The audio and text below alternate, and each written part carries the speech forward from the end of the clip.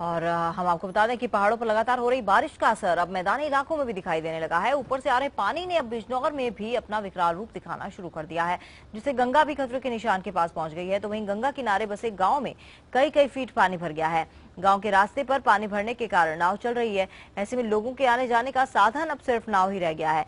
ऐसे में बच्चों की पढ़ाई भी ठप है। ग्रामीणों का कहना है कि उनकी परेशानी को देखने अब तक कोई भी अधिकारी नहीं पहुंचा है।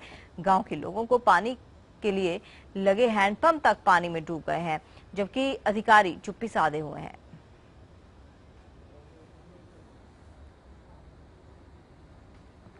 ऐसे ही रहते हैं, देख लो, बिल्कुल परेशान है हमारे बालक, किसी चीज से भी नहीं, ना जंगल में खेत ना गांव में झोपड़ा। इतने दुखी हम हमारे जी सब कुछ। देखो सरकार द्वारा कुछ यहाँ पे कुछ नहीं, आज तक भी कुछ नहीं हमें मिल पाया।